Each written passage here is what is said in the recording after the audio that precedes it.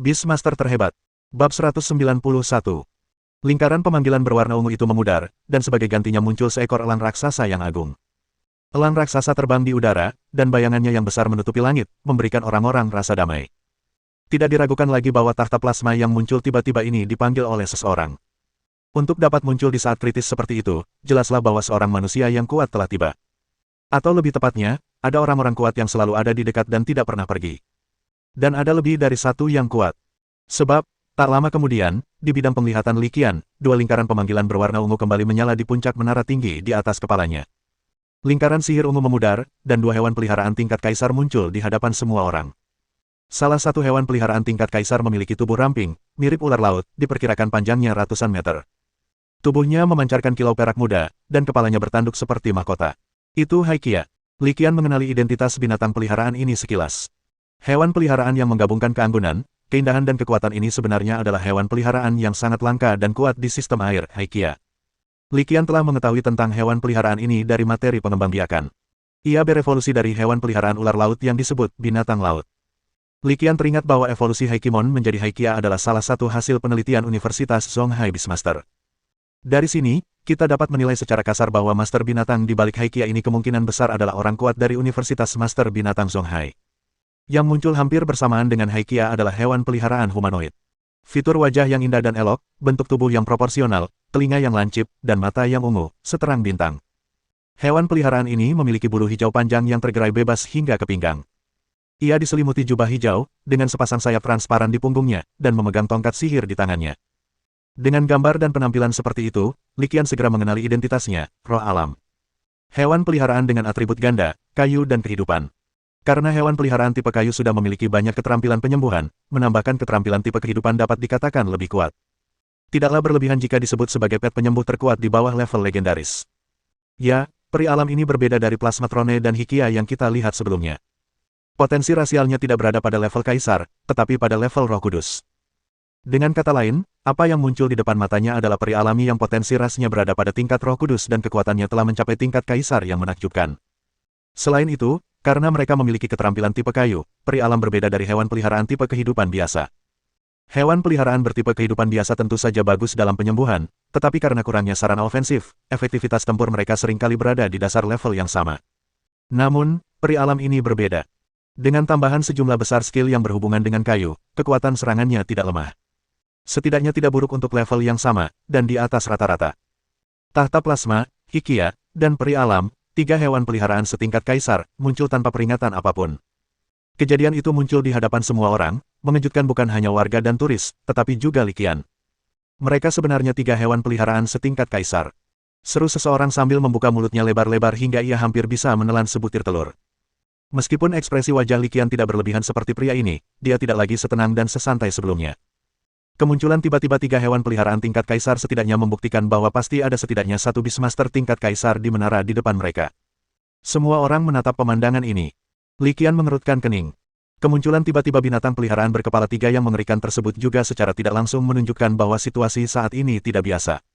Inilah yang dipikirkan Li Qian, dan segera, fakta membuktikan bahwa tebakannya tidak salah. Tahta plasma muncul pertama kali dan juga yang pertama melancarkan serangan. Tiba-tiba, kilatan petir yang mengerikan muncul dari tubuhnya. Di dalam kilatan petir tersebut, sebuah sambaran petir yang sangat tebal melesat dengan kecepatan yang hampir mustahil ditangkap oleh mata telanjang. Ledakan, menabrak. Kilatan petir yang lebih tebal dari tangki air menyambar air, dan seketika menimbulkan ledakan yang memekakkan telinga. Seketika setelah itu, gelombang besar bagaikan tembok menghancurkan sebuah celah, dan gelombang yang lebih dahsyat lagi melesat lurus ke angkasa. Mereka menyerang. Tahta plasma melancarkan serangan yang begitu mengerikan dalam sekejap. Hampir semua orang di pantai melihatnya, dan beberapa orang bahkan berteriak kaget.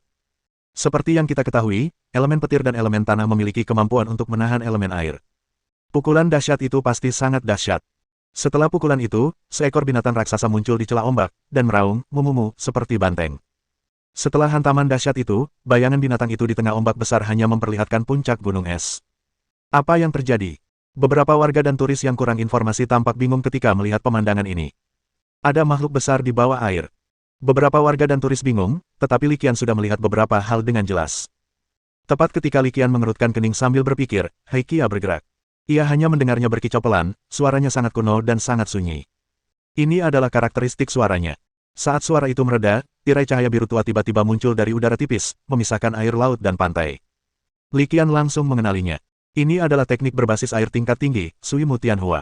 Gemuruh. Ombak besar menghantam tirai air Tianhua, dan riak-riak di tirai air Tianhua menyebar melingkar, tetapi tidak memberikan dampak apapun. Gelombang besar itu dipantulkan kembali oleh tirai air Tianhua dan bertabrakan dengan gelombang besar di belakangnya.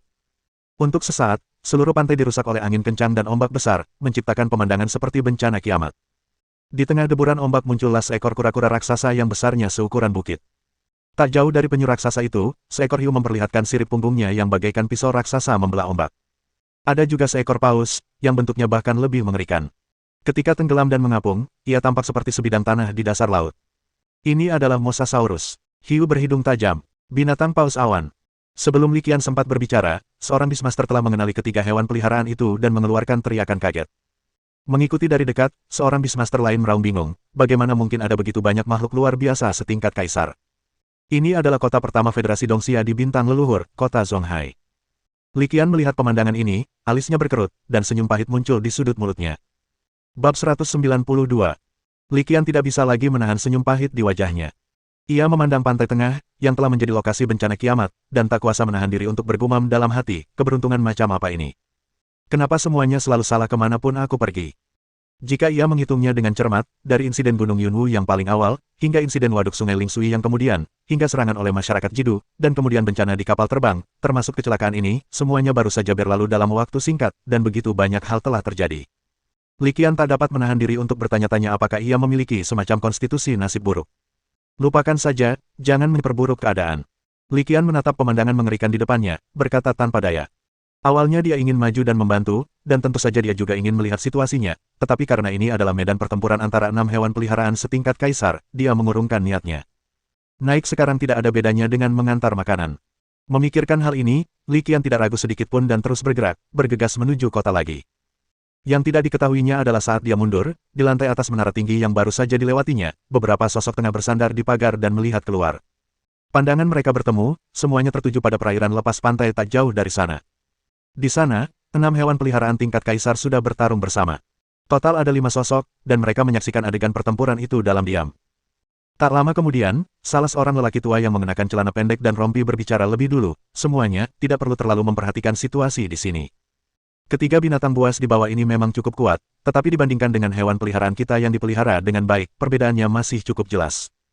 Seorang wanita parubaya yang anggun menimpali, mereka hanya 3 hewan peliharaan liar setingkat kaisar, tanpa bakat tambahan seorang ahli binatang.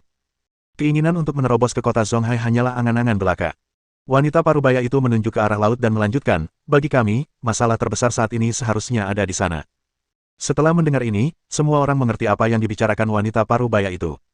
Mereka terdiam sesaat, tidak tahu bagaimana harus menjawab. Wanita parubaya itu tak kuasa menahan cibiran ketika melihat pemandangan ini. Kenapa, kalian, kalau ketemu hal seperti ini, langsung mundur? Nyonya Si, berhenti bicara omong kosong. Siapapun yang mundur, aku sangat tangguh. Setelah mendengar ini, wajah seorang pria berwajah gelap menjadi semakin gelap dan dia membalas. Kalau susah, ya sudah, dorong saja. Balas wanita parubaya yang dipanggil, Nyonya Tua Si, itu dengan tajam. Berdiri di tengah adalah seorang pria parubaya yang tampak cukup elegan. Ia menutupi wajahnya dengan tangan dan berkata, kalian berdua, sudah cukup.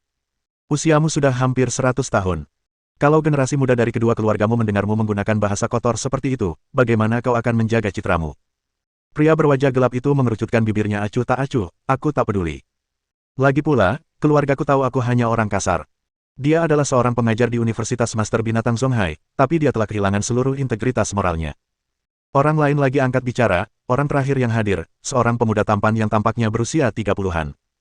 Keempat senior, saya rasa kita harus menyelesaikan krisis yang ada terlebih dahulu. Mengenai masalah di dasar laut, tanpa kehadiran para senior, tidak akan ada gunanya meskipun kita menemukan solusinya. Pria parubaya yang anggun itu mengangguk setuju, Ping Sheng benar. Bagaimanapun kita membahasnya di sini, itu percuma. Kita masih harus menunggu kedatangan para dewa pelindung senior. Pria tua bercelana pendek dan rompi itu tersenyum dan tampak tidak berbahaya. Kita perlu memikirkan masalah ini dengan saksama. Kita perlu memikirkannya dengan saksama. Aula di puncak menara segera menjadi sunyi. Tak lama kemudian, lelaki berwajah gelap itu pun berbicara, memecah keheningan, kejadian ini memang agak aneh. Kita sudah lama mengetahui adanya retakan yang tidak stabil di Palung Miluo di Laut Cina Timur. Dulu, Kami akan memperkuat retakan sebelum menjadi aktif, dan masalahnya akan teratasi. Kenapa tiba-tiba meluas menjadi celah dimensi kali ini? Tidak ada tanda-tanda sama sekali. Saat lelaki berwajah gelap itu berbicara, kebingungan di wajahnya menjadi semakin intens. Setelah mendengar ini, Nyonya Tuasi berhenti berusaha menghentikannya mengatakan apapun. Ia malah mulai menganalisis situasi. Celah yang tidak stabil itu tiba-tiba meningkat menjadi celah dimensional. Ini pasti sesuatu yang serius. Mungkin ini ulah orang-orang bodoh di balik layar. Siapa yang kau maksud dengan serangga-serangga di belakangmu itu? Perkumpulan penghujatan mekanik, kultus dewa kuno, kultus dewa hitam, atau istana dewa iblis? Tanya lelaki tua bercelana pendek dan rompi itu. Keduanya mungkin. Nyonya Tuasi menggelengkan kepala dan berpikir keras. Setelah beberapa saat, ia mengucapkan 4 kata. Mungkinkah itu ada hubungannya dengan hewan peliharaan itu? Pemuda tampan bernama Ping Sheng itu mengusulkan sebuah kemungkinan. Pria parubaya yang elegan itu menggelengkan kepala setelah mendengar ini. Kemungkinannya kecil. Kita tahu karakter hewan peliharaan itu. Jika aku tidak ingin meninggalkan tempat pelatihan bagi generasi muda di planet leluhur, aku pasti sudah menghancurkan mereka sejak lama. Setelah mengatakan ini, pria parubaya yang elegan itu berhenti sejenak sebelum melanjutkan. Sebenarnya, alasan Qiu Sheng menyimpannya juga untuk menggunakannya untuk melindungi lautan. Namun, dalam insiden ini, orang-orang itu adalah orang-orang yang berlari paling cepat. Wanita parubaya itu, Nyonya Tuasi, mengangguk. Saya juga berpikir begitu. Mereka tidak punya kemampuan itu. Fakta bahwa mereka bisa bertahan hidup di planet asal mereka adalah tindakan yang disengaja dari pihak kita. Mereka tahu betul apa konsekuensi dari membuat kita marah. Sekalipun mereka diberi 100 nyali, mereka tidak akan berani melakukan hal ini. Yulian benar. Begitu suara Nyonya Tuasi terdengar, seberkas cahaya melintas, dan sesosok tiba-tiba muncul, berbicara dengan suara lembut. Qiu Sheng, Qiu Sheng. Petik 2. Saat sosok itu muncul, kelima orang itu menyapanya dengan sopan, dan rasa hormat dalam kata-kata mereka terlihat jelas. Saya sudah menghubungi Raja Karang, Luo Zhang berlengan 8, Singa Air Tianhe, dan yang lainnya. Kejadian ini tidak ada hubungannya dengan mereka. Yang disebut Qiu Sheng adalah orang kuat setingkat Roh Kudus. Rambut dan janggutnya setengah putih. Dia tampak agak tua, tetapi semangatnya tetap membara. Setelah menjelaskan situasinya secara singkat, dia melanjutkan, menambahkan, dan seperti yang dikatakan Yulian, mereka tidak memiliki kemampuan maupun keberanian untuk melakukan ini. Merekalah para pemuja di balik semua ini, kan? Tanya pria parubaya yang elegan itu segera. Memang ada jejak aktivitas mereka. Qiu Sheng berjalan ke meja bundar di lantai atas dan duduk terlebih dahulu. Yang lainnya mengikuti dan duduk juga. Setelah duduk, ia melanjutkan penjelasannya, namun, dalam kasus ini, mereka hanya memanfaatkan situasi. Penyebab utama situasi saat ini bukanlah faktor manusia. Bab 193. Begitu Qiu Sheng selesai berbicara, 5 orang lainnya menjadi bingung setelah mendengar kata-katanya. Apa saja faktor objektifnya? Apakah ada rahasia tersembunyi yang terlibat? Karena tidak dapat memahaminya, mereka berlima berhenti memikirkannya dan memfokuskan perhatian mereka pada Qiu Sheng. Melihat ini, Qiu Sheng tidak membuat siapapun penasaran. Ia menghela napas panjang, lalu langsung mengatakan yang sebenarnya. Alasan munculnya retakan dimensi yang begitu mengerikan di dasar Laut Cina Timur tentu saja karena sabotase para pemuja, tetapi alasan paling mendasar kemunculannya adalah penggabungan bidang dimensi. Penggabungan bidang dimensi. Penggabungan dengan bidang bintang leluhur. Alasan yang diberikan Qiu Sheng bagaikan sambaran petir, menyebabkan emosi kelima orang lainnya langsung berubah dari bingung menjadi terkejut. Setelah guncangan itu, keheningan menyelimuti. Di puncak menara dan di aula, tiba-tiba menjadi begitu sunyi hingga terdengar suara jarum jatuh. Kelima orang itu terdiam, semuanya tampak mengerutkan kening dan khawatir terhadap sesuatu. Sebagai penguasa binatang setingkat kaisar dan tulang punggung sejati umat manusia, mereka tentu pernah mendengar tentang penggabungan bidang dimensi. Akan tetapi, meskipun mereka pernah mendengarnya, mereka selalu mengira bahwa itu merupakan hal yang sangat jauh. Ini adalah krisis yang perlu kita pertimbangkan setidaknya beberapa ratus tahun kemudian. Namun, saya tidak menyangka krisis ini akan muncul begitu cepat dan tak terduga. Mereka tahu betul bahwa jika mereka tidak dapat segera menyelesaikan krisis, perdamaian dan stabilitas yang telah lama terjalin di planet leluhur akan segera hancur. Situasi akan segera berubah menjadi kekacauan dan ketidakstabilan. Bagaimana bisa secepat ini? Bukankah mereka bilang butuh setidaknya 2 atau 300 tahun? Ping Sheng yang muda dan tampan menatap Qiu Sheng, kehilangan ketenangannya sebelumnya. Tuan Qiu, mungkinkah ini kesalahan deteksi? Pria tua bertubuh kecil berompi dan bercelana pendek itu pun tak mau mempercayainya. Mereka tahu betul apa konsekuensinya jika apa yang dikatakan Qiu Sheng benar. Saya juga berharap informasi pengintaian itu salah, tetapi sayangnya, semuanya benar. Nada bicara Qiu Sheng juga agak tak berdaya, rekan-rekan seperjuanganku, harap singkirkan semua pikiran tentang keberuntungan. Setelah merasa tak berdaya, ia bertekad. Selanjutnya, kita mungkin harus menghadapi krisis besar lainnya sejak umat manusia memasuki era penjinakan binatang. Setelah terdiam sejenak, ia berbicara lagi, tahukah kamu mengapa aku tidak mencegat ketiga binatang buas ini dari kejauhan? Ketika mengatakan ini, ia sengaja melirik keluar menara. Implikasinya, atau lebih tepatnya, tiga binatang buas yang ia maksud sudah sangat jelas. Mendengar ini, kelima orang itu menatapnya dengan penuh tanya. Hal ini juga yang membuat mereka bingung. Ketiga binatang peliharaan, apakah itu kura-kura mosasaurus, hiu hidung tajam, atau binatang paus awan, memang memiliki kekuatan. Akan tetapi, pada dasarnya mustahil bagi mereka untuk menyerbu laut dekat, atau bahkan menimbulkan malapetaka di garis pantai seperti yang mereka lakukan sekarang. Belum lagi Kyuseng, bahkan salah satu dari mereka dapat dengan mudah menghentikan ketiga hewan peliharaan liar ini. Alasan mengapa mereka diizinkan membuat kekacauan di dekat pantai adalah karena kami menerima pemberitahuan sebelumnya dan tidak diizinkan bertindak gegabah. Menatap langsung kelima pasang mata yang kebingungan itu, Kyuseng perlahan berkata, alasan mengapa aku tidak mencegat mereka terlebih dahulu dan membiarkan mereka mendekati pantai adalah karena aku ingin menggunakan mereka untuk memberi pelajaran kepada para penguasa binatang kita. Kami ingin mereka merasakan krisis ini dan tahu bahwa bahaya tidak pernah benar-benar hilang, melainkan hanya terisolasi. Suara Kyuseng merdu dan penuh semangat. Zuxing adalah rumah dan pelabuhan bagi jiwa kami, tetapi bukan, dan tidak akan pernah menjadi, tanah yang nyaman. Rumah kita, Zuxing, juga sedang menghadapi berbagai krisis. Bukan hanya Zuxing, tapi seluruh galaksi Hongyao. Periode damai dan nyaman yang panjang telah menyebabkan banyak Beastmaster kehilangan rasa krisis mereka. Meskipun kata-kata Kyuseng kuat, jika Anda memikirkannya dengan cermat, Anda akan menemukan bahwa kata-kata itu sebenarnya agak radikal. Namun, saat ini, kelima orang lainnya tidak berniat membantah. Prestise pribadi Kyuseng adalah salah satu alasannya, dan poin lainnya adalah mereka semua tahu betul arti penggabungan bidang dimensi bagi bintang leluhur. Para Beastmaster manusia menjelajahi dunia dimensi, membangun kota-kota dimensi, dan membuka wilayah-wilayah dimensi. Tampaknya semuanya berjalan lancar dan kemajuannya sangat menggembirakan. Namun, para pemimpin manusia sejati sangat jelas bahwa pencapaian ini hanyalah setetes air di lautan dibandingkan dengan dimensi yang luas dan misterius. Di alam dimensi yang lebih dalam, belum lagi si Yulian dan keempat lainnya, bahkan Kyuseng harus berhati-hati saat menjelajah. Bahkan seorang prajurit legendaris pun harus sangat waspada jika ia terjun jauh ke dalamnya. Tuan Kyuseng, apa yang harus kita lakukan selanjutnya? Pria berwajah gelap itu bertanya dengan cemas setelah mendengarkan penjelasan Kyuseng. Apakah keretakan dimensi di palung Milo perlu ditangani, atau sebaiknya ditutup? Tanggapan. Kyuseng menggelengkan kepalanya dan langsung menolak usulan pria berwajah hitam itu. Bagaimana kita harus menghadapinya? Setahu saya, tingkat celah dimensi di kedalaman palung Milo tidak lebih rendah dari yang ditekan oleh Universitas Penjinak Binatang Songhai kita. Menurut informasi yang kuterima, ada lebih dari 3 hewan peliharaan setingkat Roh Kudus yang telah diselundupkan dari celah dimensi itu. Aku tidak yakin berapa jumlahnya. Jika kita menyeberang sekarang, bukan saja akan sia-sia, tapi kita bahkan bisa kehilangan nyawa. Bukannya Kyuseng menghargai hidupnya, tapi pengorbanan semacam ini tidak perlu. Ini tentu saja tidak akan berhasil, tapi menundanya seperti ini juga bukan solusi. Pria parubaya yang anggun itu mengungkapkan kekhawatirannya. Tentu saja kita tidak bisa membiarkan mereka terus membuat kekacauan seperti ini. Kyuseng mengangguk dan berkata, selanjutnya, Han Seng dan aku akan memimpin tim untuk segera membentuk tim penyerang elit dan mencoba menyelesaikan masalah ini. Jika masih tidak ada solusi lain, maka kita harus terbiasa hidup dalam bahaya. Kyuseng sekali lagi berkata dengan suara serius, dan ini baru permulaan. Menurut prediksi kami, lebih banyak retakan dimensi akan terbuka di seluruh bintang Zuxing, dan bahkan di seluruh galaksi Hongyao. Di antara retakan dimensi ini, pasti ada beberapa yang terhubung ke bidang level A seperti palung Milo. Bahkan yang level S pun bukan hal yang mustahil. Mendengar ini, pria parubaya yang anggun itu begitu terkejut hingga tak tahu harus menjelaskannya bagaimana. Akhirnya, semua emosinya berubah menjadi gumaman, sungguh masa yang sulit. Keempat orang lainnya juga mendesak ketika mendengar suara ini. Bab 194. Di puncak menara, di aula, 6 pria besar sedang berdiskusi tentang hal-hal yang berkaitan dengan kelangsungan hidup umat manusia. Pemandangan ini juga terjadi di kota-kota besar lainnya di Federasi Dongxia. Li Qian tidak tahu apa-apa di dasar menara. Saat ini, ia berlari menyelamatkan diri dan melarikan diri ke kota.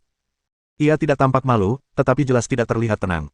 Faktanya, saat ini dia jauh lebih tenang dibandingkan saat melihat datangnya ombak besar. Alasan perubahan ini terutama karena perkembangan baru dalam pertempuran di laut. Tren pertempuran itu tidak di luar dugaan Li Qian. Di hadapan binatang buas yang dibudidayakan dengan cermat oleh manusia, ketiga hewan peliharaan liar itu sama sekali tidak sebanding. Tak lama kemudian, mereka terdesak dan berada dalam kondisi yang sangat buruk, terutama hiu berhidung tajam. Sebagian kecil sirip tajam di punggungnya patah, dan ia berdarah deras. Ia menderita luka serius. Lawannya adalah para peri alam. Sekalipun medan perang tidak menguntungkan mereka, para peri alam tetaplah yang terkuat di antara mereka. Ia memamerkan berbagai keterampilan yang berhubungan dengan kayu dengan sangat mahir, yang dapat dikatakan sempurna. Meskipun menyerang bukanlah keahliannya, itu bukanlah sesuatu yang dapat ditahan oleh hiu berhidung tajam. Berikutnya datanglah binatang paus awan. Lawannya adalah tahta plasma, yang juga berada di atas angin. Kilatan petir tebal menyambarnya, membuatnya menjerit kesakitan. Pada dasarnya ia hanya dapat bertahan dan tidak dapat menimbulkan ancaman apapun terhadap tahta plasma. Terakhir, tentu saja, ada Mosasaurus. Karena merupakan hewan peliharaan kura-kura dan dilindungi oleh cangkangnya, pertahanannya jauh lebih unggul daripada hiu hidung tajam dan paus awan. Selain itu, Haikia juga merupakan hewan peliharaan berbasis air, dan sebagian besar kemampuan serangannya juga berbasis air. Meskipun ia juga dapat menekan Mosasaurus, ancaman terhadap Mosasaurus jauh lebih kecil. Tiga hewan peliharaan tingkat kaisar, yang jelas-jelas merupakan Beastmaster manusia, dengan mudah menekan tiga hewan peliharaan liar tingkat kaisar. Melihat pemandangan ini, Li Qian tahu bahwa ia tak perlu lagi mengkhawatirkan keselamatannya, jadi ia memperlambat langkahnya, menoleh ke belakang, dan terus mundur. Di saat yang sama, sedikit keraguan muncul di hatinya. Secara logika, entah itu binatang buas yang dikontrak oleh manusia Beastmaster atau hewan peliharaan liar, jika ia bisa tumbuh hingga tingkat kaisar, kecerdasannya pasti tidak buruk. Mengapa ketiga hewan peliharaan liar setingkat kaisar ini masih melancarkan serangan dengan begitu keras kepala padahal mereka tahu tidak mungkin mencapai hasil apapun? Ini memang sangat aneh. Li Qian merasa mungkin ada rahasia di dalamnya, tetapi mengingat kekuatannya sendiri, ia memilih untuk tidak memikirkannya. Apakah ada rahasia atau tidak, itu bukanlah sesuatu yang dapat kupikirkan sekarang. Setelah menyadari hal ini, ia memperlambat langkahnya, tetapi tidak berhenti. Malah, ia terus mundur ke dalam kota.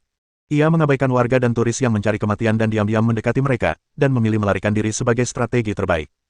Dia berhenti hanya setelah dia sepenuhnya memasuki kota dan berada sekitar 1 kilometer dari pantai. Tanpa ragu, dia segera memanggil Kizi, membiarkan Kizi membawanya ke udara, dan mengawasinya dari udara. Begitu ia sampai di udara, pandangannya langsung melebar. Li Qian melihat sekeliling dan mendapati banyak Beastmaster seperti dirinya, menunggangi hewan peliharaan terbang untuk menyaksikan pertempuran. Bahkan di lingkungan seperti itu, penampilan Li Qian dan Kizi masih menarik banyak perhatian. Tak ada jalan lain, naga sisik hijau begitu mencolok.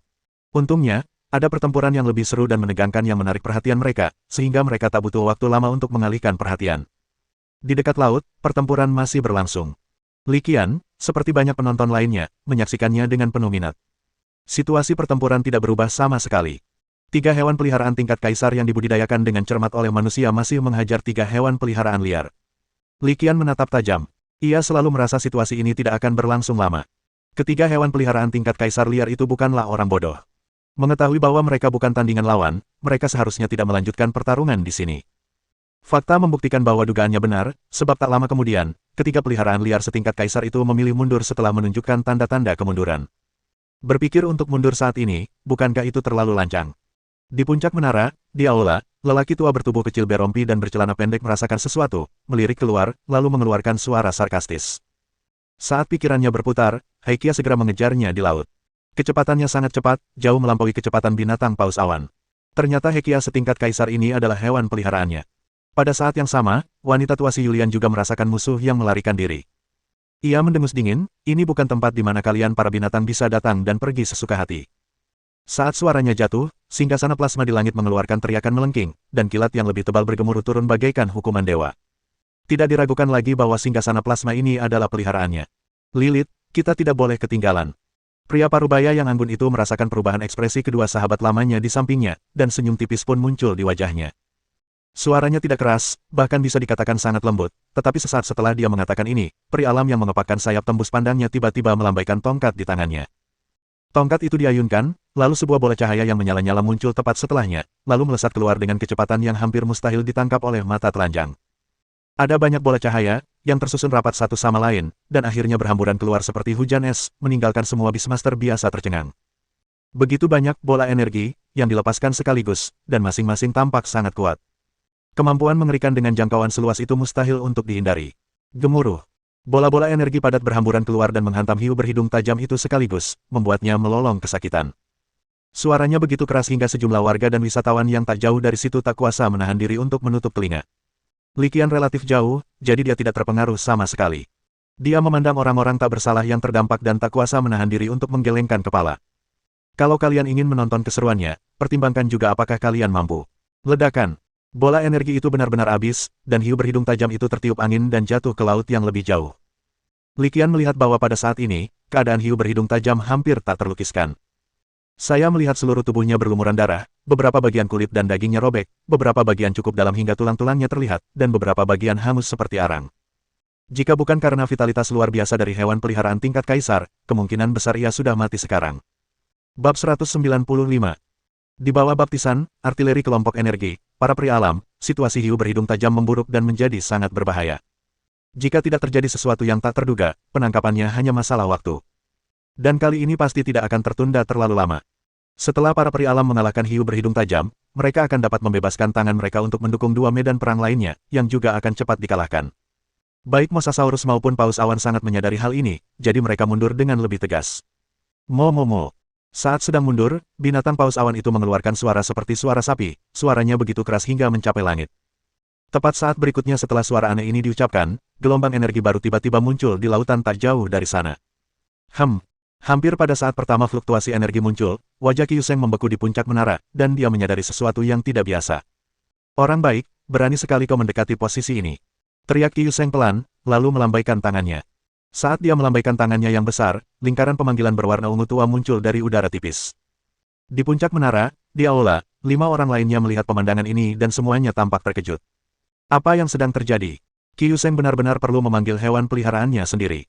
Mereka bingung, tetapi segera mendapatkan jawabannya. Bukan Kyuseng yang menjelaskan, tetapi tak lama kemudian mereka juga merasakan kemunculan energi mengerikan yang tiba-tiba. Setingkat Roh Kudus. Hampir saat mereka merasakan energi ini, kelima orang lainnya tak kuasa menahan diri untuk berseru kaget. Lalu mereka semua menoleh dan melihat ke arah tertentu. Disitulah energi ditransfer. Tepat saat mata mereka terfokus, sebuah ledakan keras terdengar, dan gelombang besar tiba-tiba meledak di permukaan laut tak jauh dari sana. Dua kepala naga yang ganas menampakkan wujud aslinya di ombak. Dua hewan peliharaan mirip naga lagi telah muncul. Hewan peliharaan di ombak menunjukkan jejak mereka. Banyak orang tak kuasa menahan diri untuk berseru ketika melihat pemandangan ini. Mereka bukan dua hewan peliharaan seperti naga, melainkan naga jahat berkepala dua setingkat Roh Kudus. Banyak juga Beastmaster kuat yang menyaksikan pertempuran, atau beberapa keluarga terkemuka yang mengenakan peralatan deteksi canggih. Mereka langsung mengeluarkan suara yang berbeda. Li Qian juga menemukan keanehan setelah mendengar suara-suara ini. Kemudian dia melemparkan pandangan terkejut ke arah dua kepala naga yang tiba-tiba muncul, mereka ternyata adalah hewan peliharaan liar setingkat Roh Kudus. Sekarang, dia pada dasarnya yakin. Sesuatu yang besar terjadi di bawah laut yang tidak dia ketahui. Tentu saja, bagi Li Qian sekarang, perubahan semacam ini bukanlah sesuatu yang dapat ia jelajahi atau pahami. Dan dia tidak punya niat untuk melakukan itu. Bahkan bukan pertanyaan apakah rasa ingin tahu akan membunuh kucing. Kalaupun iya, rasa ingin tahu akan sia-sia. Tepat ketika pikiran Li Qian sedikit bingung, seekor naga jahat berkepala dua tiba-tiba muncul di permukaan laut dan melancarkan serangan. Saya melihat kedua kepalanya menghadap ke arah tertentu dan kemudian ia membuka mulutnya yang besar tanpa ragu-ragu. Saat kedua mulutnya yang besar terbuka, dua berkas cahaya yang mengerikan terbentuk dan mengembang di dalam mulutnya. Ketika Li Qian melihat pemandangan ini, dia langsung ketakutan. Faktanya, dia bukan satu-satunya yang panik saat itu, tetapi juga para Beastmaster lain yang berada di arahnya. Alasan di balik situasi ini sederhana saja. Dilihat dari arahnya, serangan mengerikan yang dipadatkan oleh naga jahat berkepala dua itu sebenarnya tengah menuju ke arah mereka. Li Qian tidak percaya naga jahat berkepala dua itu akan dengan sengaja menargetkan mereka. Satu-satunya penjelasan adalah target sebenarnya seharusnya adalah kota Zonghai di belakangnya. Suara mendesing. Sebuah bola cahaya mengerikan mengembun di mulut naga jahat berkepala dua itu. Hanya dalam sekejap mata, bola cahaya itu melesat keluar dan berubah menjadi dua aliran cahaya. Aliran cahaya itu bagaikan dua garis sutra, dan dalam sekejap mereka sudah berada kurang dari 100 meter dari menara. Semua orang melihat pemandangan ini, tetapi karena cahaya mengalir begitu cepat, mereka tidak punya waktu untuk bereaksi, dan mereka bahkan tidak punya waktu untuk berjongkok tanpa sadar. Tepat ketika semua orang ketakutan luar biasa dan mengira mereka akan mengalami bencana tak terduga, sebuah pola Tai Chi muncul dari suatu tempat pada waktu yang tidak diketahui dan berdiri di depan cahaya yang mengalir. Gemuruh. Dua seberkas cahaya yang mengerikan bertabrakan langsung dengan pola Tai Chi, seketika menimbulkan dua ledakan yang memekakkan telinga. Suara ledakan itu menyebar bagai guntur, membuat orang-orang gemetar ketakutan. Li Qian telah melihat banyak adegan besar, jadi dia bereaksi cepat dan mulai memeriksa. Tak lama kemudian, ia melihat di pantai, sekitar 10 meter di udara, ada seekor panda raksasa berwarna hitam putih yang mengambang dengan tenang. Panda raksasa ini berukuran lebih besar dan memiliki bulu hitam putih yang lebih jelas, dengan bagian hitam tampak seperti arang dan bagian putih tampak seperti kapas. Dari aspek lain, panda raksasa ini tampak tidak berbeda dengan panda raksasa biasa. Li Qian menatap hewan peliharaan panda raksasa itu, dan gelombang keterkejutan langsung muncul di hatinya. Tidak diragukan lagi bahwa pola Tai Chi yang baru saja menangkis serangan naga jahat berkepala dua yang sangat mengerikan seharusnya ditunjukkan oleh hewan peliharaan mirip panda raksasa yang lucu yang tidak jauh dari situ. Karena mampu dengan mudah menangkis serangan mengerikan dari naga jahat berkepala 2 tingkat Roh Kudus, jelaslah bahwa hewan peliharaan yang mirip panda raksasa ini juga pastilah hewan peliharaan tingkat Roh Kudus.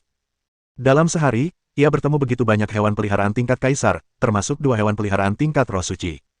Meskipun Li Qian ingin tetap tenang, ia tak bisa melakukannya. Li Qian tidak mengenali hewan peliharaan yang mirip panda raksasa ini.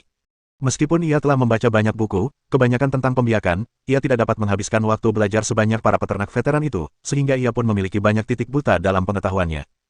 Hewan peliharaan yang mirip panda raksasa ini menemukan titik buta dalam pengetahuannya. Tapi tidak masalah kalau mereka tidak tahu, karena pasti ada orang di tempat kejadian perkara yang tahu. Bagaimanapun, ini adalah kota Zonghai, tempat naga tersembunyi dan harimau berjongkok di mana-mana. Fakta-fakta itu tidak mengecewakan Li Qian. Detik berikutnya, sebuah suara terdengar, menjelaskan, ini Panda Taichi, hewan peliharaan unik dari Federasi Dongxia kami. Konon, Panda Taichi berevolusi dari panda raksasa. Ia memiliki 2 sifat yang sangat bertolak belakang, terang dan gelap, dan potensinya telah mencapai tingkat Roh Kudus. Suara itu berbicara cukup rinci, dan Li Qian memilih untuk langsung mempercayainya setelah mendengarnya. Karena mampu berbicara dengan penuh percaya diri, orang ini pasti tidak bermaksud menarik perhatian. Yang paling penting adalah saat ini, seorang Beastmaster yang juga mengetahui situasi tersebut telah angkat bicara dan menyetujuinya. Memiliki 2 atribut yang benar-benar bertolak belakang, dan atribut yang agak khusus berupa cahaya dan kegelapan, dan mampu menahan serangan naga jahat berkepala 2 dengan relatif mudah, Li Qian bahkan berspekulasi bahwa Panda Taichi di depannya kemungkinan lebih kuat daripada naga jahat berkepala 2 itu. Bab 196. Panda Taichi tiba-tiba muncul tanpa peringatan apapun dan dengan mudah memblokir serangan mengerikan dari naga jahat berkepala 2, yang membuat para Beastmaster biasa yang menyaksikan pertempuran merasa lebih percaya diri dan bersemangat. Dengan kemunculan hewan peliharaan setingkat Roh Suci yang bagaikan dewa pelindung, tidak perlu ada kekhawatiran sama sekali mengenai masalah keselamatan. Semua penguasa binatang biasa merasa lega ketika mereka melihat pemandangan ini, dan pada saat yang sama, mereka tidak bisa menahan diri untuk tidak melihat naga jahat berkepala 2 yang tidak jauh dari sana. Tak diragukan lagi, mereka semua mendukung Taichi Panda.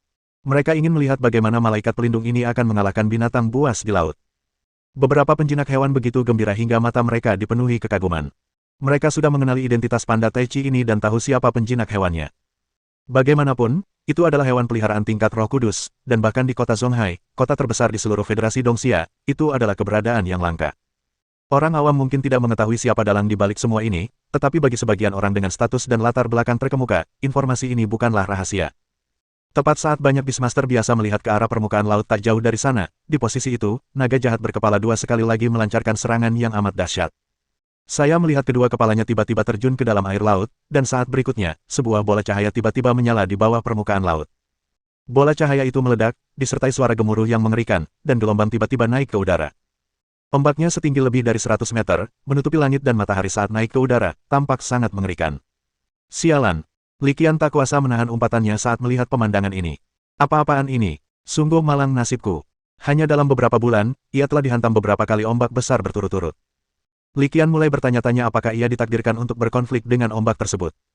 Tidak ada waktu untuk terus mengeluh, karena ombak besar menghantam mereka dengan suara gemuruh yang mengerikan. Berbeda dengan terakhir kali dia menghadapi ombak besar, kali ini Li Qian jelas jauh lebih tenang. Gelombang besar itu menerjang dan menghantam tirai air Tianhua yang melindungi kota itu tanpa kecelakaan apapun. Bang!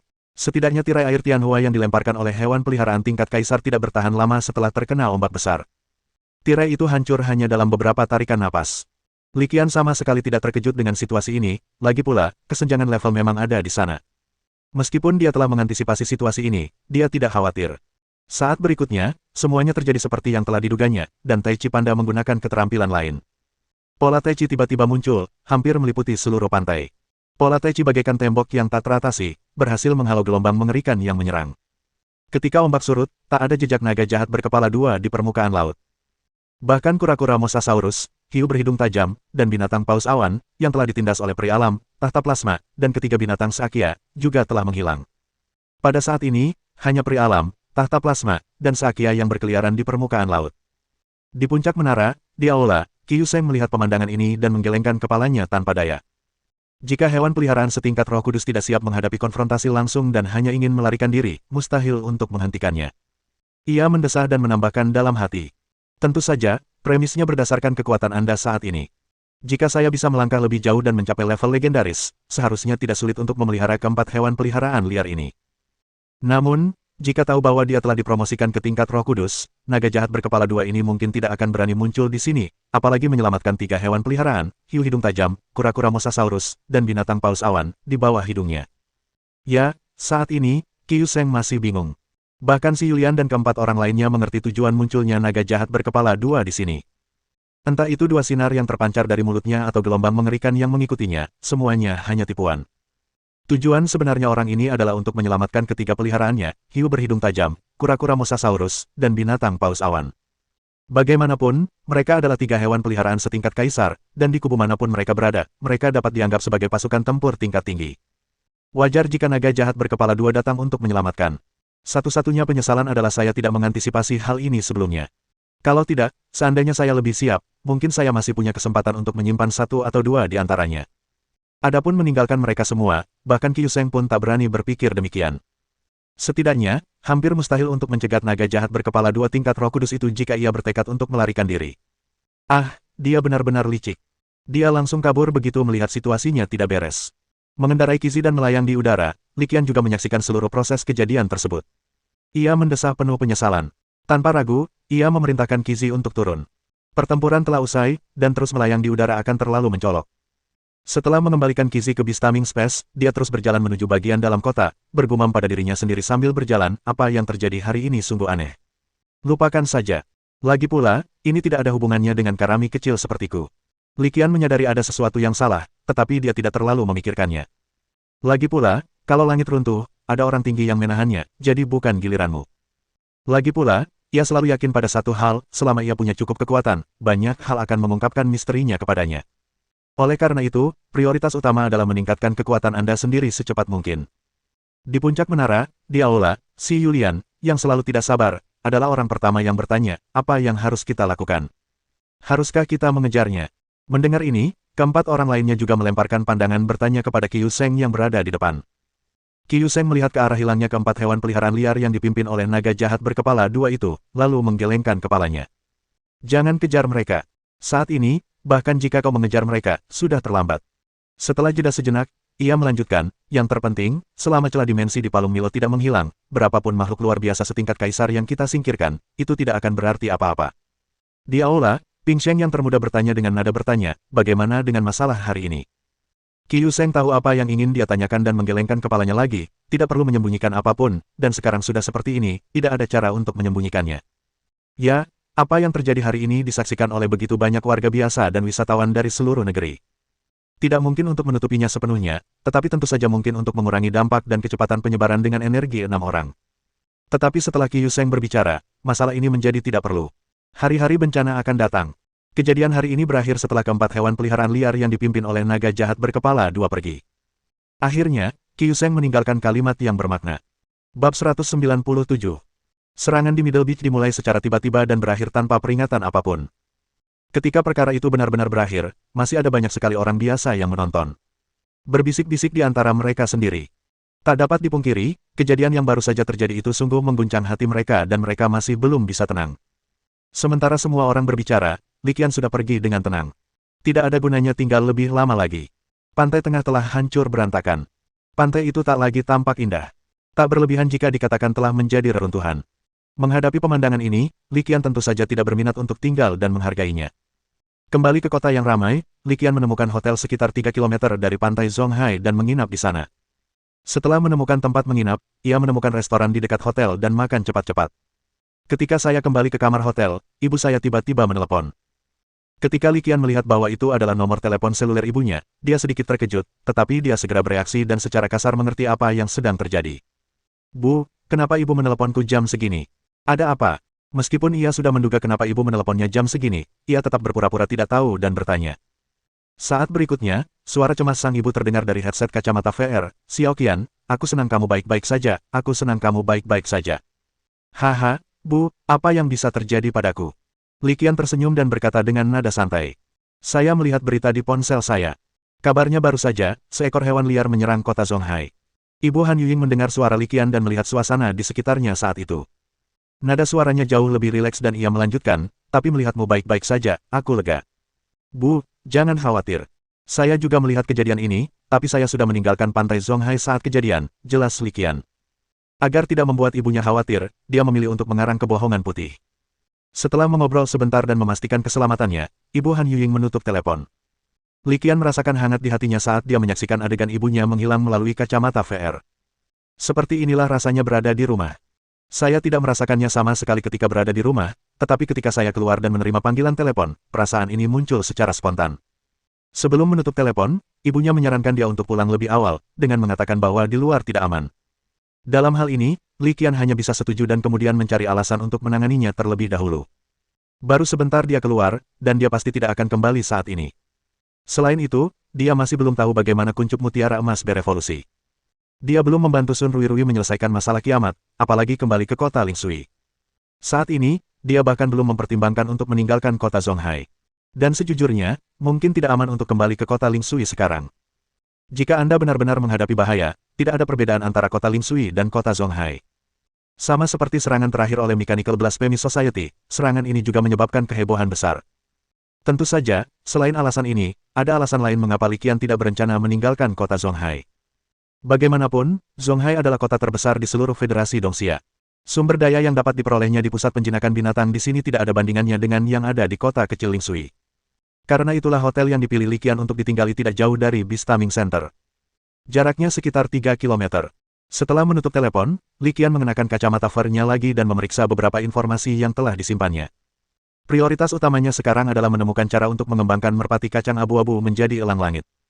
Hanya setelah menyelesaikan tugas ini Anda dapat melanjutkan membuat tugas baru. Ini adalah metode evolusi dari Golden Pearl Bat menjadi Tidal Sea Spirit.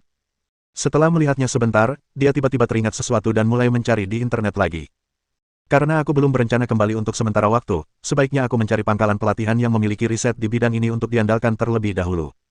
Setelah mengambil keputusan, Li Qian tak kuasa menahan diri untuk bergumam dalam hati. Dia mencari dengan cermat, memfokuskan perhatiannya pada pos penjinakan binatang buas di kota Zonghai. Postingan ini berisi segala macam informasi, termasuk menerbitkan makalah penelitian mereka sendiri, beberapa hanya sekadar sesumbar, dan tentu saja beberapa informasi rekrutmen juga diposting. Target Li Qian adalah informasi perekrutan ini. Tentu saja basis perkembangbiakan ini tidak ditemukan secara acak. Anda harus menemukan sesuatu yang akan membantu penelitian Anda. Oleh karena itu, perhatiannya terutama terfokus pada basis penelitian hewan peliharaan terbang, hewan peliharaan tipe air, dan hewan peliharaan tipe kehidupan. Hewan peliharaan terbang dan hewan peliharaan air tidak terlalu buruk, ada banyak basis pembiakan yang mempelajari kedua jenis hewan peliharaan ini. Namun, sulit untuk mengatakan tentang hewan peliharaan tipe kehidupan. Basis pengembangbiakan seperti ini jarang ditemukan. Li Qian memang pernah melihat pangkalan pengembangbiakan berskala besar dan komprehensif itu. Namun, di satu sisi, pangkalan pengembangbiakan berskala besar ini jarang merekrut pelatih melalui postingan di intranet pelatih. Di sisi lain, meskipun Li Qian telah menyelesaikan beberapa penelitian dan memiliki beberapa hasil penelitian, termasuk metode evolusi naga sisik hijau dan salamander iblis api es, semuanya diteliti olehnya. Tapi bagaimanapun juga, dia sekarang hanya seorang pelatih tingkat menengah. Di antara tim pendidik yang banyak, dia hanyalah orang kecil yang tidak terlalu mencolok. Pangkalan pelatihan besar tidak memandang rendah dirinya. Setelah mencari beberapa saat, Li Qian akhirnya menemukan target. Basis kultivasi alam langit ini tampaknya cukup andal. Ia melihat jam dan menyadari bahwa hari masih pagi, bahkan belum pukul 8 malam.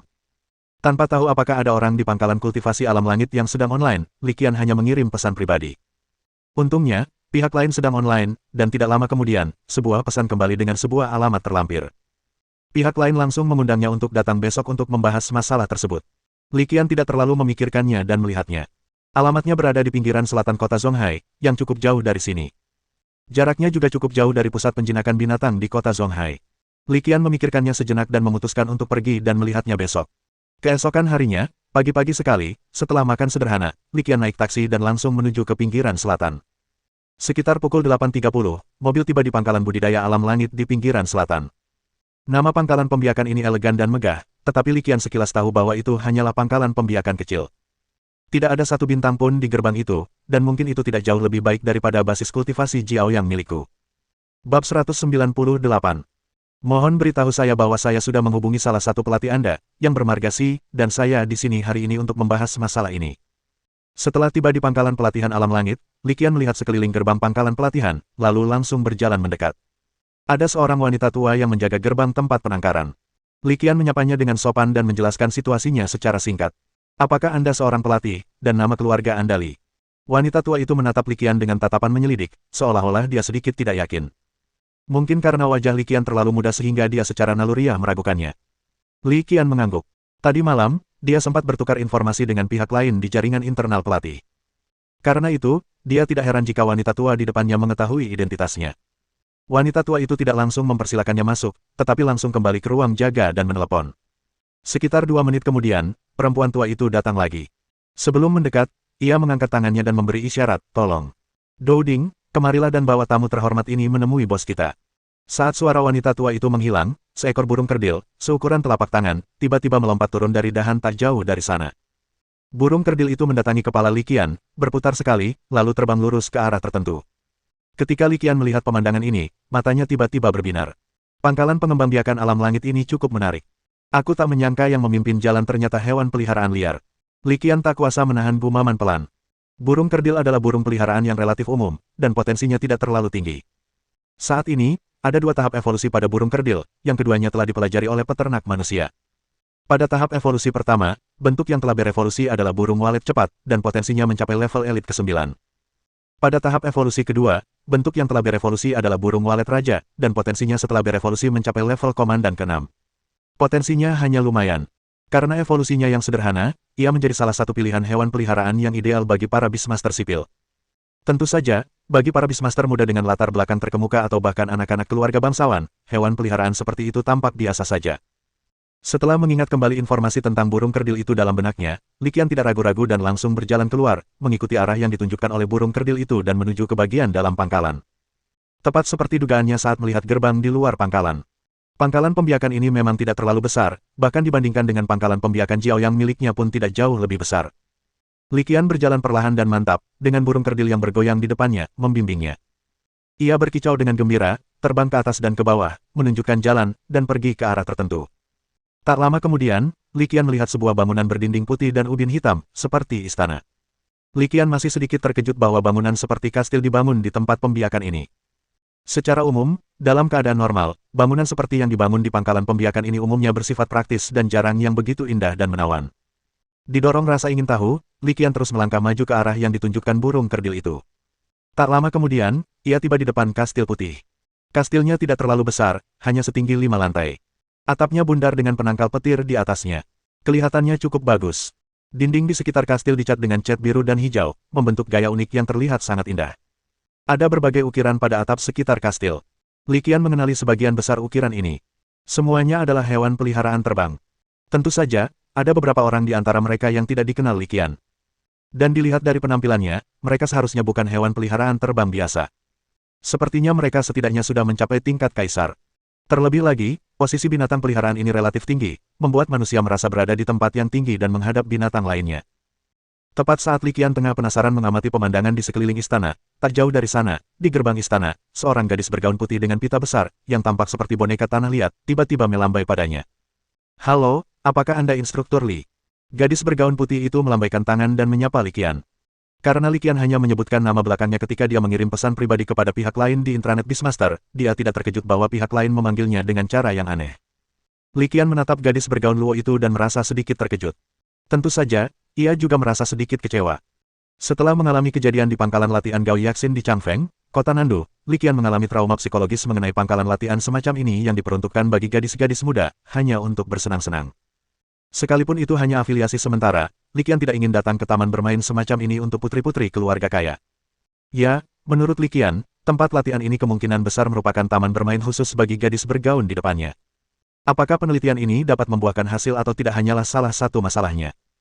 Li Qian tidak ingin diperas oleh orang lain tanpa alasan lagi. "Halo, Tuan Si." Li Qian juga menyapa gadis berok itu dengan nama yang aneh.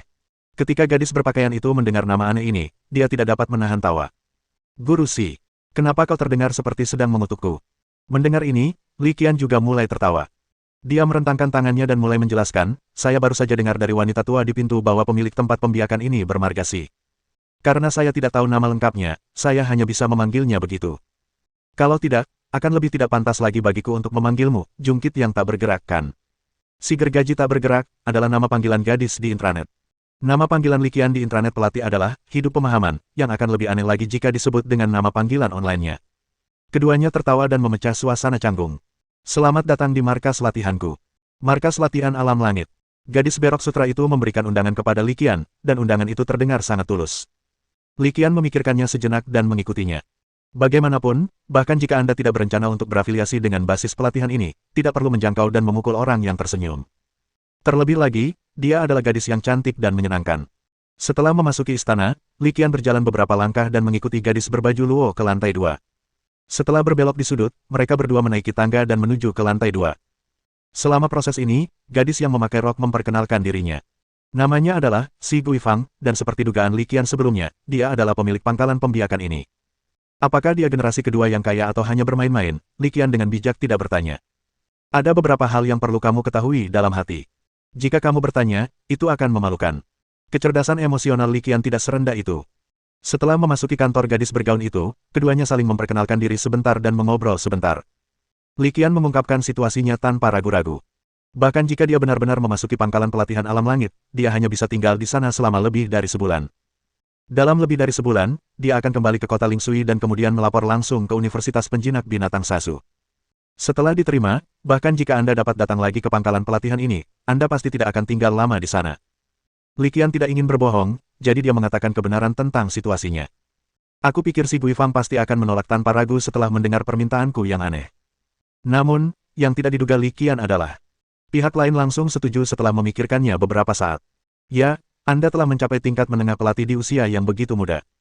Prestasi Anda di masa depan tak terbatas. Merupakan suatu kehormatan bagi pangkalan pelatihan alam langit kami untuk menjalin hubungan dengan seseorang seperti Anda, ujar si Guifang dengan indah. Li Qian adalah orang yang berkulit tebal, tetapi setelah mendengar ini, dia masih merasa sedikit malu. Sambil merasa malu, dia juga diam-diam menjadi lebih waspada dalam hatinya. Gadis di depanku terlihat manis dan menawan, tetapi dari cara bicaranya dan tingkah lakunya, terlihat jelas. Dia bukanlah gadis polos yang tidak tahu apa-apa, tetapi mungkin sudah berpengalaman. Terlebih lagi, kesediaannya untuk setuju begitu saja menempatkan Li Qian dalam posisi yang sulit. Sekarang, rasanya sulit untuk menolaknya. Bab 199. Li Qian merasa sedikit malu dan tidak langsung mengatakan ingin mengundurkan diri. Ia berencana untuk melihat situasinya terlebih dahulu. Jika pihak lain benar-benar tulus, bukan tidak mungkin untuk mendaftar sementara di sini. Terlebih lagi, Li Qian merasa bahwa meskipun si Guifang di depannya kemungkinan besar adalah generasi kedua yang kaya atau generasi kedua dari keluarga kerajaan, tujuannya mengutak-atik basis pelatihan ini membuat orang-orang mempertanyakannya. Namun, tidak ada yang mutlak. Mungkin dia benar-benar ingin melakukan sesuatu. Tentu saja, apakah Li Qian benar-benar ingin melakukan sesuatu atau tidak, itu tidak penting baginya, selama hal itu tidak mengganggu penelitiannya. Selama pihak lain mampu melakukan ini, Li Qian tidak keberatan meninggalkannya beberapa pencapaian kecil dalam sebulan terakhir. Setelah mengambil keputusan, Li Qian tidak banyak bicara, tetapi mengikuti si Guifang untuk mengunjungi pangkalan pelatihan alam langit. Setelah tur singkat, Li Qian menemukan bahwa pangkalan pembiakan ini ternyata tidak terlalu besar, sebagaimana yang ia duga. Skalanya paling banyak sedikit lebih besar dari basis kultivasi Jiaoyang miliknya sendiri. Mungkin karena melihat ketidakpedulian di mata Li Qian dan merasa dia mungkin sedikit meremehkan, si Guifang tersenyum canggung, meskipun dari segi skala, basis pelatihan alam langit kita memang bukan basis pelatihan yang besar. Tapi kami juga punya kelebihan kami sendiri. Mendengar ini, Li Qian menunjukkan sedikit ketertarikan di wajahnya. Oh, ceritakan padaku. Si Guifang sedikit terkejut ketika mendengar jawaban Li Qian. Dia mungkin tidak menyangka Li Qian akan bereaksi seperti ini. Namun, ia segera menyadari apa yang sedang terjadi dan berkata, pangkalan pembiakan ini awalnya bernama Pangkalan Pembiakan Langgela. Saya yang mengambil alihnya. Setelah mengambil alih basis pembiakan ini, saya menghabiskan banyak uang untuk merenovasi hampir seluruh basis pembiakan. Meskipun fasilitas perangkat keras di sini tidak dapat dibandingkan dengan beberapa pangkalan pembiakan berskala besar, fasilitas ini jelas tidak ada duanya di antara pangkalan pembiakan dengan tingkat yang sama. Li Qian mengangguk pelan setelah mendengar ini. Uraian si Guifang memang benar. Ia baru saja melihat ini saat berkunjung. Skala pangkalan budidaya alam langit ini memang tidak jauh lebih besar dari pangkalan budidaya matahari kebanggaan miliknya sendiri, tetapi fasilitas di dalamnya sangat mewah. Setidaknya untuk basis pembiakan tingkat ini, hal itu pasti dapat dianggap mewah. Tentu saja, apakah kemewahan semacam ini merupakan hal yang baik atau tidak, itu adalah masalah pendapat. Lagi pula, ada pepatah yang mengatakan, kita tidak takut pada generasi kedua yang kaya raya bersenang-senang, tetapi kita takut pada mereka yang bekerja keras untuk menjadi lebih kuat. Melihat Li Qian mengangguk, tampaknya setuju dengan pernyataannya, si Guifang melanjutkan, selain itu, saya juga telah membuat reformasi besar pada personel pangkalan pelatihan. Saya telah mempertahankan hampir semua karyawan yang di PHK di pusat pelatihan. Saya juga telah merekrut orang-orang baru. Dan seperti yang mungkin Anda lihat selama tur tadi, semua karyawan di sini masih sangat muda. Ini juga salah satu tujuan saya perlu membangun tim yang muda dan energik. Li Qian mengangguk lagi. Dia tidak berkomentar, hanya mendengarkan dengan saksama. Gadis mungil di depanku ini kedengarannya punya banyak ide. Mengenai apakah hal itu dapat dilaksanakan dan apakah hal itu benar-benar dapat mencapai hasil tertentu, sulit untuk dikatakan. Setelah berkeliling di sekitar pangkalan, Li Qian menyampaikan pendapatnya, bisakah Anda membawa saya ke basis data pangkalan Anda? Setiap pusat pelatihan memiliki basis datanya sendiri. Intinya, basis data inilah yang menjadi inti dari sebuah pusat pelatihan. Li Qian mengajukan permintaan ini dengan santai. Dia tahu betul bahwa pangkalan data itu tidak akan terbuka untuknya, seorang pelatih baru yang baru saja melamar pekerjaan itu. Jadi setelah berbicara, Li Qian sebenarnya sudah siap secara mental untuk ditolak. Namun, yang tidak disangkanya adalah setelah berpikir sejenak, Si Guifang setuju tanpa ragu. Baiklah, aku akan mengantarmu ke sana sekarang. Si Guifang menyetujui permintaan Li Qian. Tak hanya itu, ia juga menjelaskan, namun, saya baru saja mengambil alih pusat pelatihan ini, dan saya kurang paham dengan isi basis datanya. Li Qian sedikit tertegun setelah mendengar ini, tetapi dia cepat bereaksi. Tanpa ragu, dia mengikuti jejak Si Guifang dan berjalan menuju arah tertentu dari pangkalan pelatihan. Mereka berdua berbincang sambil berjalan, dan tak lama kemudian mereka tiba di lantai atas White Castle. Ketika mereka sampai di lantai atas dan berbelok di sudut, Li Qian dan Si Guifang melihat gerbang besi berdiri. Si Guifang memimpin jalan dan berjalan maju. Ada layar di atas pintu besi. Saat pemindaian iris Si Guifang berlalu, gerbang besi itu perlahan terbuka. Li Qian memfokuskan matanya dan segera menemukan bahwa ada cukup banyak ruang di dalam gerbang besi itu. Yang lebih mengejutkannya adalah adanya tanda-tanda pembusukan yang berasal dari dalam gerbang besi itu. Li Qian tidak dapat menahan diri untuk tidak mengibaskan hidungnya saat mencium bau itu. Pada saat ini, dia benar-benar mempercayai apa yang dikatakan gadis kecil di depannya. Pihak lain mungkin benar-benar tidak tahu informasi apa yang ada di dalamnya. Karena dari situasi saat ini, jelas bahwa tidak ada seorang pun yang memasuki basis data ini selama beberapa waktu. Sambil mengerutkan kening, Li Qian tidak membuang waktu dan masuk tanpa ragu-ragu.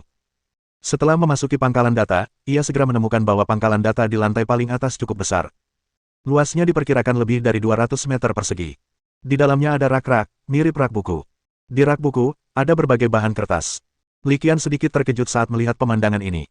Dalam masyarakat modern, siapa yang masih menggunakan kertas untuk menyimpan informasi budidaya yang berharga? Semuanya pada dasarnya tersembunyi di dalam basis data cloud pangkalan.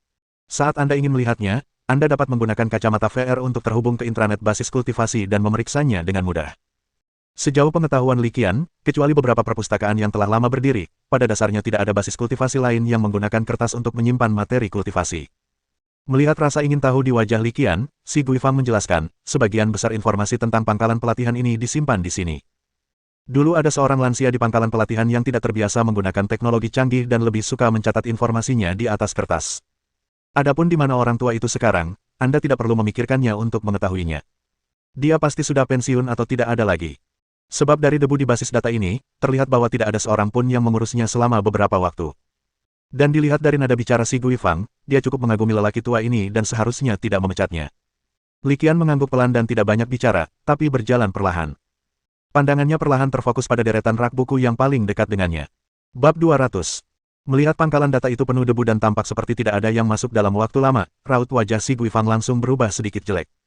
Dia sudah menginstruksikan bawahannya untuk datang dan membersihkan, tetapi dia tidak menyangka bawahannya tidak menanggapi instruksinya dengan serius. Hal ini membuatnya sedikit kesal, tetapi tentu saja, sebagai seseorang dengan kecerdasan emosional yang tinggi, dia pasti tidak akan menunjukkan emosinya di wajahnya, jadi di permukaan, dia masih tetap tenang.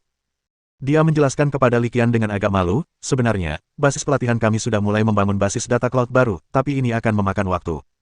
Untuk menebus kesan buruk yang ia berikan pada Li Qian, ia melanjutkan, setelah basis data cloud baru dibangun, dokumen-dokumen kertas ini akan dipindai. Terakhir, tambahnya, saya juga membawa beberapa materi pelatihan, dan saya akan bergabung ketika saatnya tiba. Perhatian Li Qian tertarik oleh banyaknya makalah dalam basis data. Dia tidak terlalu memperhatikan penjelasan Si Guifang, tetapi menjawab dengan ringan, ya. Setelah mengatakan itu, dia berhenti berbicara dan mengambil setumpuk informasi untuk dibaca. Itu adalah setumpuk informasi yang dicetak pada kertas A4 biasa, berisi data penelitian tentang reproduksi burung finch ekor kuning. Li Qian tahu bahwa banyak basis pembiakan sebenarnya tidak terlibat dalam penelitian evolusi. Sebenarnya relatif sedikit pembiak seperti dia yang fokus pada penelitian evolusi hewan peliharaan, dan basis pembiakan seperti Jiaoyang Breeding Base yang fokus pada studi metode evolusi hewan peliharaan. Sebagian besar basis pembiakan terutama terlibat dalam penelitian dasar pada hewan peliharaan. Misalnya, pengembangbiakan hewan peliharaan, reproduksi, pelatihan keterampilan, dan bahkan makanan dan obat-obatan hewan peliharaan. Penelitian di bidang ini lebih diminati di kalangan basis pemuliaan kecil dan menengah karena hanya memerlukan sedikit investasi, memberikan hasil yang cepat, dan dapat dengan mudah menciptakan nilai ekonomi. Mengenai evolusi dan mutasi hewan peliharaan, bahkan penembusan batas potensi hewan peliharaan, studi-studi yang sangat sulit ini, setelah berhasil, akan memiliki pengaruh dan nilai ekonomi yang tak terukur. Namun, karena penelitian semacam itu seringkali membutuhkan dana dan tenaga kerja yang besar, hasilnya pun mudah tidak tercapai, sehingga basis pengembangbiakan kecil jarang melakukan penelitian di bidang ini. Sebelum Gao Yaxin, pemilik asli pangkalan pembiakan Changfeng berada dalam situasi yang sama. Ia mencurahkan sebagian besar sumber dayanya untuk evolusi ayam berbulu merah, tetapi akhirnya ditipu dan bahkan menjual pangkalannya. Adapun Gao Yaxin dan yang lainnya, jika mereka meneruskan tren saat ini, mereka tidak akan mampu menanggungnya meskipun keluarga mereka kaya. Setelah membolak-balik beberapa halaman informasi, Li Qian melihat Si Guifang masih berdiri di sampingnya, jadi dia bertanya dengan bingung, "Bos Si, apakah Anda ada hal lain yang harus Anda lakukan?" Ah! Si Guifang tertegun sejenak setelah mendengar ini. Pertama, ia terkejut dengan cara Li Qian memanggilnya. Meskipun tidak ada yang salah, rasanya sungguh tidak enak didengar. Kedua, ia tidak begitu mengerti apa maksud Li Qian dengan mengatakan ini. Melihat Si Guifang sedikit bingung, Li Qian berkata langsung, "Jika semuanya baik-baik saja, kamu bisa pergi dan menyusun kontrak." Oke. Si Guifang menjawab tanpa sadar. Setelah mendengar kata-kata Li Qian dengan jelas, ia langsung bertanya, "Jadi, kau tidak ingin membicarakannya lagi?" "Bicara?" Li Qian tersenyum tipis, lalu merentangkan tangannya. "Apa yang kau bicarakan? Kurasa syarat yang kau tawarkan cukup bagus. Aku sangat puas." Setelah itu, ia menambahkan dengan nada bercanda, "Atau mungkin, kamu tidak puas denganku?" Mendengar ini, Si Guifang segera melambaikan tangannya untuk membantah, "Tidak, tentu saja tidak. Aku akan segera menyusun kontraknya."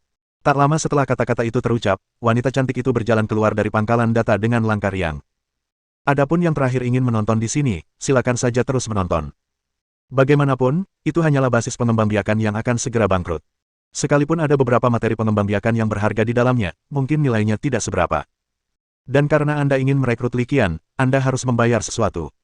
Adapun apakah Li Qian dapat menghasilkan hasil apapun melalui bahan-bahan kultivasi ini, dia tidak memikirkannya sama sekali. Dia bahkan tidak peduli apakah Li Qian bisa membuahkan hasil dalam waktu lebih dari sebulan. Yang harus dilakukannya hanyalah menghabiskan banyak uang untuk membeli tulang kuda. Setelah Si Guifang pergi, tidak ada seorang pun di sana yang mengganggunya, jadi Li Qian mulai membaca dengan lebih santai. Meskipun ini dokumen kertas, semuanya dikategorikan dengan sangat teliti. Sepertinya pemilik sebelumnya sangat memikirkan pengelolaan basis data ini. Setelah bergumam pada dirinya sendiri, dia berhenti membolak-balik informasi dan segera menelusurinya. Saat menelusuri informasi tersebut, ia menemukan sesuatu yang menarik. Dengan begitu banyak informasi tentang pengembangbiakan hewan terbang, kurasa pangkalan pengembangbiakan Langgela juga berfokus pada penelitian hewan terbang. Pantas saja Si Guifang menamainya alam langit. Li Qian berkata demikian. Sebenarnya, ini juga merupakan faktor yang sangat penting mengapa ia memilih tempat pelatihan alam langit ini. Merpati kacang abu-abu, elang badai, informasi pelatihan Rayquaza. Sambil memandang dengan santai, sederet kata yang familiar segera muncul di hadapan Li Qian. Saat dia melihat Grebean Pigeon, Storm Eagle, ekspresinya masih relatif normal, tetapi saat dia melihat Storm Eagle, Rayquaza, matanya hampir jatuh. Reaksi pertamanya adalah, mustahil, sama sekali mustahil. Bagaimana mungkin metode evolusi Rayquaza muncul di sini? Tahukah kamu, Rayquaza adalah hewan peliharaan tingkat Roh Kudus. Levelnya lebih tinggi dari Sky Eagle, dan jauh lebih tinggi, jadi ketika Li Qian melihat label seperti itu di rak buku, reaksi pertamanya adalah tidak percaya. Aku sama sekali tidak percaya. Tanpa ragu, dia berjalan mendekat, mengambil setumpuk informasi, dan mulai membacanya dengan saksama. Setelah mengamati sejenak, alisnya berkerut frustrasi, dan akhirnya ia tak kuasa menahan tawa. Ya ampun, itu cuma spekulasi, dan aku sangat senang tanpa alasan. Tapi ini wajar. Rasanya aneh menemukan materi pengembangbiakan yang begitu berharga di pangkalan pengembangbiakan sekecil ini. Li Qian melirik informasi itu sekilas. Tidak ada yang salah dengan deskripsi evolusi dari merpati kacang abu-abu menjadi elang badai, dan itu tidak jauh berbeda dari apa yang ia ketahui. Tetapi metode evolusi dari Tipon ke Rayquaza adalah omong kosong belaka. Itu hanya pertemuan para Kasim, omong kosong. Tidak ada dasar untuk ini, hampir seluruhnya fantasi. Li Qian sangat kecewa dan meletakkan informasi itu, tetapi pada saat ini, sebuah suara prompt tiba-tiba berbunyi. Nilai inspirasi plus 3, kemajuan tugas saat ini 99%. Apa ini? Li Qian mendengarkan suara cepat di benaknya, dan pikirannya agak lambat untuk mengikuti. Apa yang terjadi? Omong kosong, kan? Bagaimana inspirasi bisa muncul? Mungkinkah omong kosong dalam dokumen ini sebenarnya ada maksudnya? Bersambung.